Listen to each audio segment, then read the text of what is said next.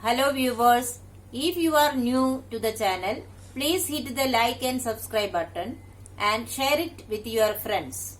Also, click on the bell icon so that you get the latest information about the videos that are uploaded. Hello students, welcome back to the new video.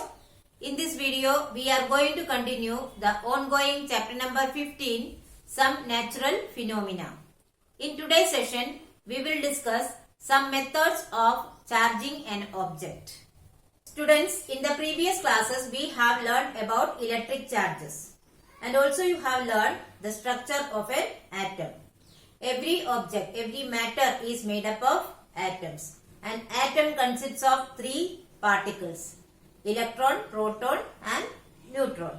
Electron carries negative charge and proton carries positive charge. But still the atom is neutral in nature. You know that number of electrons and protons are equal in an atom. But by some methods, if the number of electrons and protons become unequal, then that object becomes charged. So today we are going to learn about the different methods by which we can make an object charged.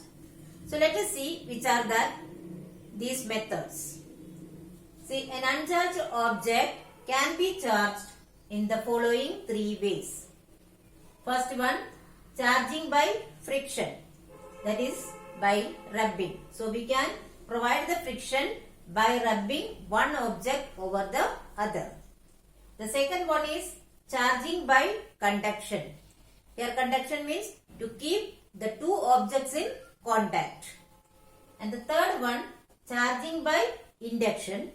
Here the objects are not in contact, but we have to keep them very close to each other. Now we will see these three methods one by one in detail. First of all, let us discuss the charging by friction. See, every object can be charged by friction or rubbing. So charging by friction, that is also called as charging by rubbing. So when two objects are rubbed together, let us see what happens to both the objects. When two objects are rubbed together, one of them loses electrons to become positively charged, while the other gains electrons and becomes negatively charged. This is what happens when two objects are rubbed together. When two objects are rubbed together, one of them loses electrons. And you know that electrons are negatively charged. So, negative charge is lost means the number of positive charge becomes more. Therefore, that object becomes positively charged. And then what happens to the other object? The object which gained electrons becomes negatively charged, because electrons are negatively charged. Therefore, the number of electrons in that object becomes more. That means that object becomes negatively charged. Now, let us see how can we define the charging by friction. The method in which objects can be charged by rubbing against each other is known as charging by friction. So, friction means rubbing. So, when two objects are rubbed against each other, both of them get charged. This process is known as charging by friction. Let us take one example. When we rub glass rod with silk, the electrons from the glass rod are transferred into the silk, making the glass rod positively charged and the silk negatively charged. So, in the example we have taken a silk cloth and a glass rod. So, when the glass rod is rubbed against the silk cloth, we can see that the glass rod loses the electrons. That is, glass rod transfer the electrons to the silk. So, glass rod is lost electrons and becomes positively charged. Then what happens to that electrons? It enters into the silk. That means the glass rod becomes positively charged and the silk gets negatively charged. Now we will discuss the second method of charging, that is charging by conduction.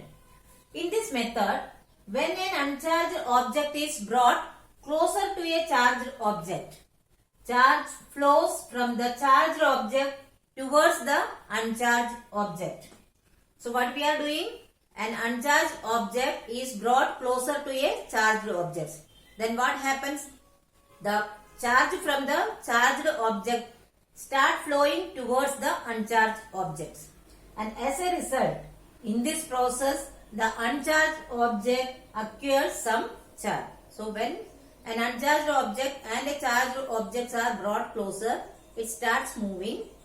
The charge starts moving or flowing towards the uncharged objects, and finally it acquires some charge. Now let us see what is the definition of charging by conduction. The method of charging by bringing an uncharged object in contact with a charged object is known as charging by conduction.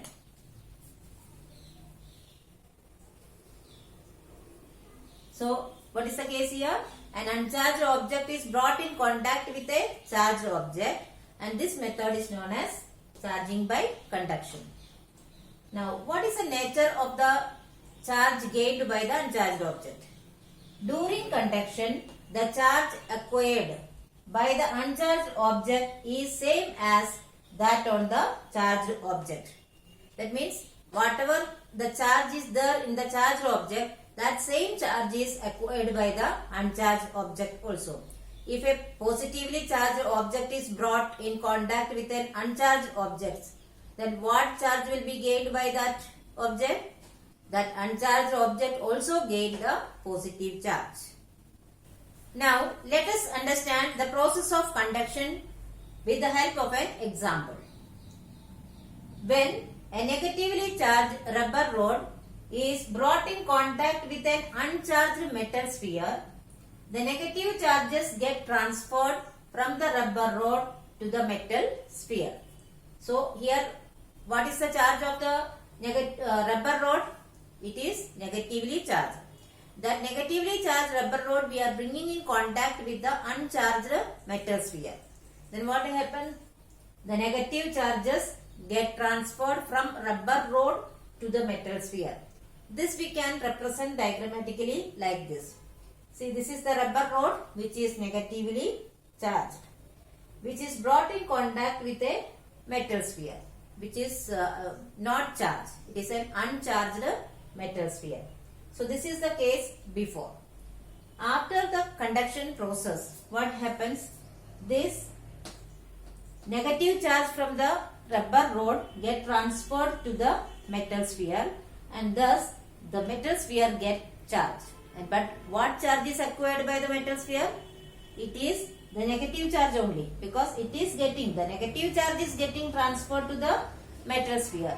Therefore, the metal sphere also acquires the negative charge. That is why we say that in the process of charging by conduction, the uncharged object acquires the same charge as that of the charged object. Now, let us discuss the third method of charging an object, that is the charging by induction.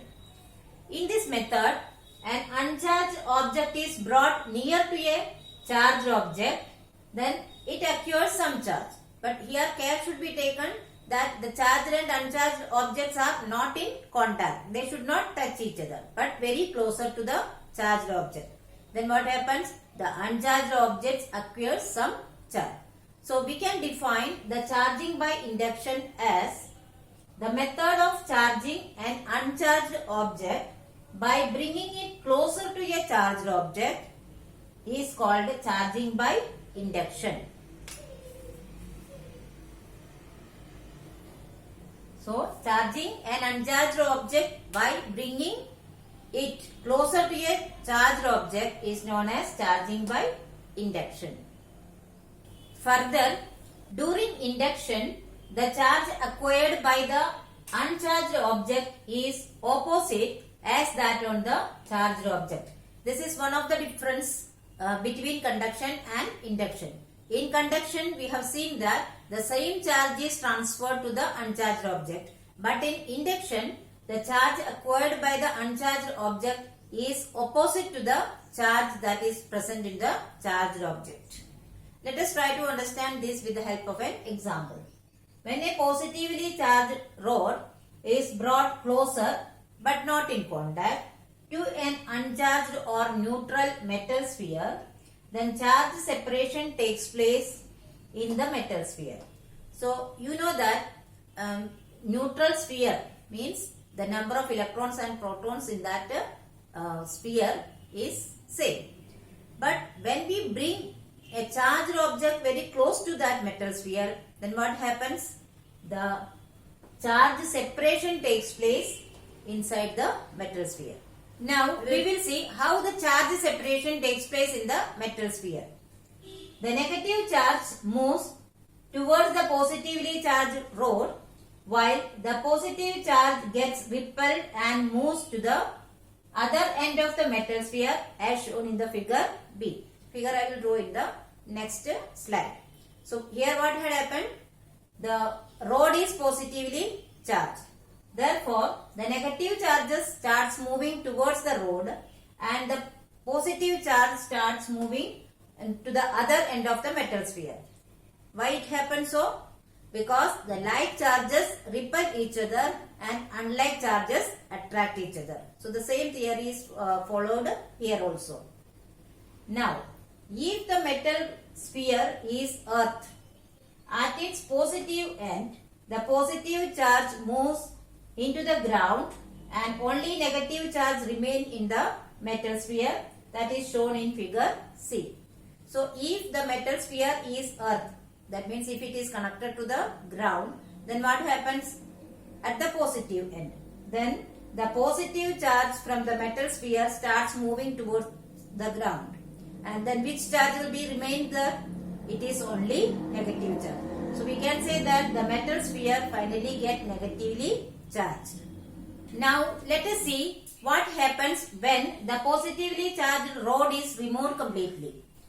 When the positively charged rod is removed, the negative charge gets distributed over the metal sphere as shown in figure D, and the metal sphere acquires permanent negative charge. So what happens? If the rod is removed, then the negative charge gets distributed in the complete metal sphere and the metal sphere becomes permanently negatively charged. So here all the steps are shown in the figure. Figure A shows a neutral metal sphere, that is equal number of positive and negative charges are there, therefore that metal sphere is neutral in nature. In the second figure it is shown a temporarily charging by induction method is shown here. For that we have brought a positively charged rod near to the metal sphere but not in contact. So what happens? Because of this positively charged metal rod, the negative charge in the metal sphere got attracted towards that. That is, charge distribution takes place and the positive charge get repelled into the other end of the metal sphere as shown here. So we can say that a temporary charging is taking place here. In figure C, what is seen? The positive end of the metal sphere is grounded. That is, positive end is connected to the ground. So what happens? The positive charge completely get diffused into the ground and the negative charge will remain near the positive charged rod. So we can say that this is the permanent charging by induction method. Now what we have to do? To remove this positive rod, positively charged rod is removed completely. Then the negative charge in the sphere gets distributed in the metal sphere and that metal sphere becomes permanently charged negatively.